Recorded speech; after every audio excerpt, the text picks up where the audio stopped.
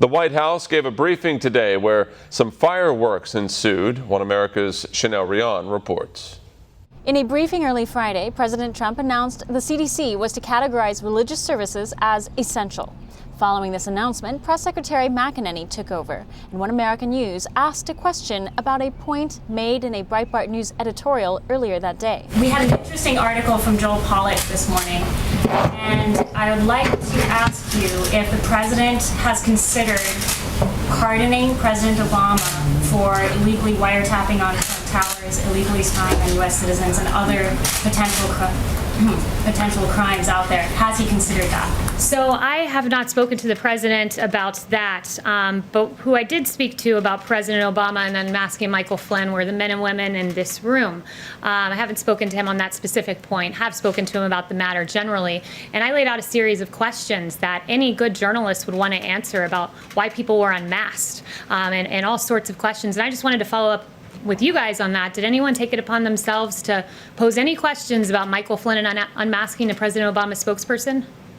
Oh, not a single journalist has posed that question. Okay. Okay. Michael Flynn's name wasn't so matched. I would like to lay out a series of questions, and perhaps if I write them out in a slide format, maybe we're visual learners and you guys will follow up with journalistic curiosity. So number one, why did the Obama administration use opposition research funded by a political organization and filled with foreign dirt to surveil members of the Trump campaign? Number two, why was Lieutenant General Michael Flynn unmasked?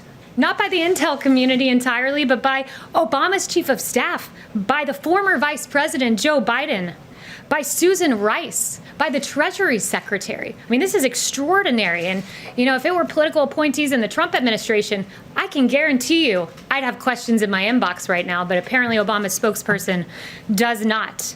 Why was Flynn's identity leaked in a criminal act? It is a criminal act to leak the identity of Michael Flynn to the press, but it happened. Where are the questions to Obama's spokesperson? Because my team would be running around this building should this have happened under the Trump administration. Why did the DOJ, Sally Yates, learn about the unmasking from President Obama? So much for going by the book. As Susan Rice said 3 times, thou doth protest too much, Susan Rice.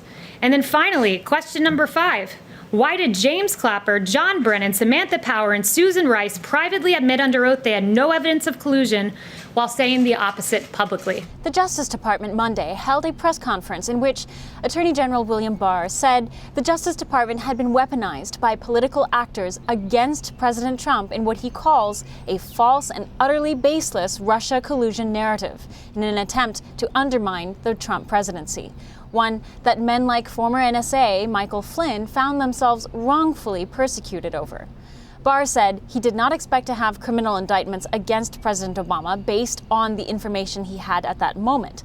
Recent DOJ documents show, however, that Obama knew about the illegal spying activity around President Trump's NSA, Michael Flynn, before being briefed on the matter himself. Barr said U.S. Attorney John Durham will ultimately determine whether federal laws had been broken in the Obama administration's unmasking of General Flynn. Rion, One American News, the White House. Want to see more videos like this? Click on the link below and subscribe to One American News on YouTube, and call your cable provider and kindly demand that One American News is added to your lineup. Call and subscribe today.